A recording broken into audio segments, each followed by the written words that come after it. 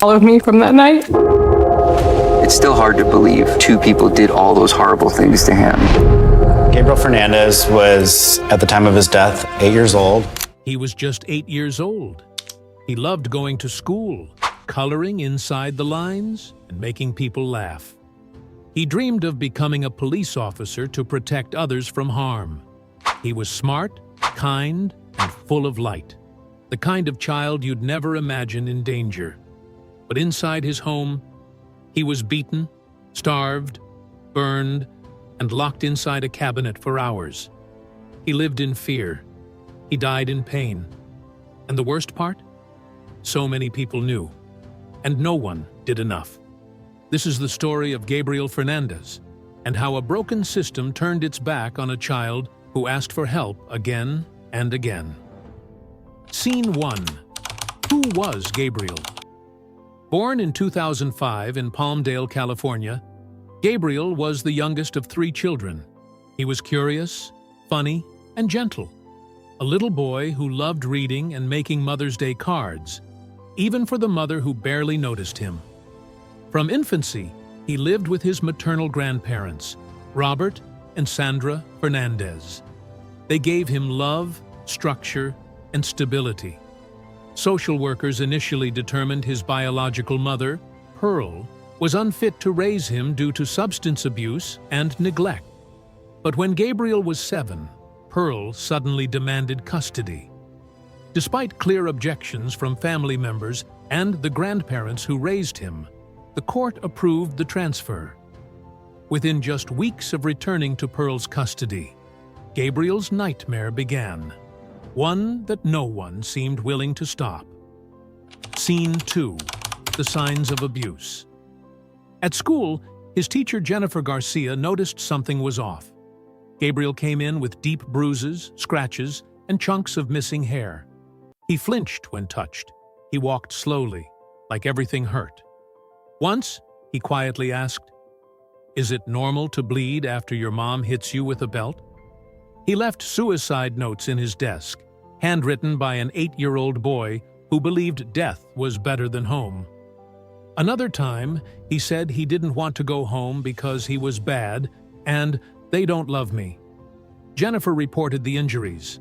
She called Child Protective Services multiple times. Each time, they said they'd follow up. Each time, Gabriel returned home with more bruises than before. Deputies showed up at the house. They asked questions, they left, and Gabriel was left to suffer again. Until the day came when he didn't return to school at all. Scene 3. The night he died. On May 22, 2013, a call came in to 911 from Pearl Fernandez. She claimed Gabriel had stopped breathing after falling. But when paramedics arrived, they found more than a fall. Gabriel was barely alive, lying unconscious, his small body covered in trauma.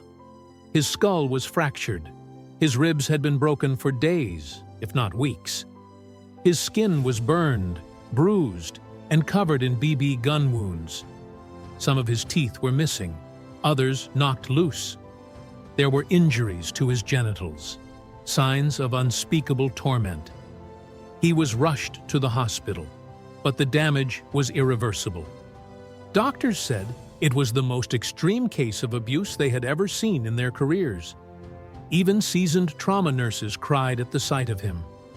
2 days later, on May 24th, Gabriel was declared dead. He was 8 years old. Scene 4. Who did this? Gabriel's mother, Pearl Fernandez, and her boyfriend, Isauro Aguirre, were immediately arrested. What investigators uncovered next was a level of cruelty beyond comprehension. Isauro was the primary abuser. He said Gabriel acted too feminine, and that he didn't like the way he looked at him. That's all it took to justify torture. He beat Gabriel daily, made him wear girls' clothes to humiliate him, then beat him for wearing them. He shot him with a BB gun at close range, often while he was restrained in a cabinet. Pearl? She watched. Sometimes she joined in. They denied him food. They forced him to eat cat litter. He slept handcuffed in a small cabinet, where he was locked for hours, days. It wasn't a moment of rage. It was a campaign of violence that lasted 8 full months. Scene 5. The trial. In court, the public got a glimpse of what Gabriel endured. Isauro Aguirre faced charges of first-degree murder with special circumstances, torture. His face showed no remorse during the trial. Prosecutors played body cam footage, read autopsy reports, and shared soul-crushing testimony from Gabriel's siblings and medical experts. The jury couldn't hold back tears. Even court reporters broke down. One juror later said, "We weren't just convicting a man. We were burying a child all over again."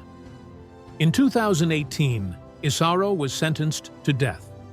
Gabriel Fernandez, in a plea deal to avoid trial, received life without the possibility of parole. She never apologized. She never explained. Scene 6. The bigger outrage. But Gabriel's death wasn't just a failure of 2 people. It was a catastrophic failure of the entire system meant to protect children like him. The Department of Children and Family Services had been warned over and over again. 8 separate calls were made. Reports were filed with graphic detail. Deputies visited the home at least 5 times. But Gabriel was never removed. 4 social workers were eventually criminally charged with child abuse and falsifying public records. Emails revealed chilling signs. One report even called the risk high. And yet, no action was taken. In 2020, a judge dismissed all charges. Citing lack of intent, he ruled they couldn't be held responsible. To this day, not one employee from DCFS has faced consequences for their role in this tragedy. Scene 7. The aftermath. Gabriel's case gained national attention thanks to a Netflix docuseries, The Trials of Gabriel Fernandez. Millions were stunned, angry, broken-hearted.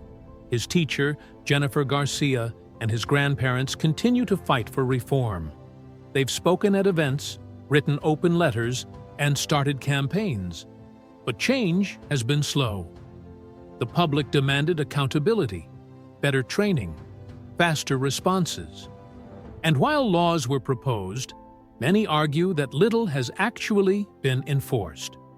Today, thousands of kids like Gabriel still fall through the cracks.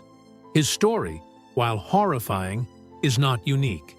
And that's the scariest part. Scene 8. Final reflection. Gabriel did everything a child could do to ask for help. He told his teacher. He wrote notes. He cried for help in the only ways an 8-year-old knew. And yet, the people who were paid to protect him, trained to intervene, licensed to act, they all looked away. He needed a hero. He got silence.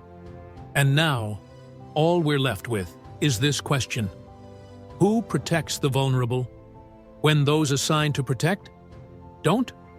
What's your verdict? If you're still here, don't scroll away. Share this story. Let Gabriel's voice be heard beyond the grave. Let this video remind us that silence costs lives. Leave a comment below. What reforms do you think are absolutely necessary? Subscribe for more stories that reveal what others try to hide. And remember, never look away.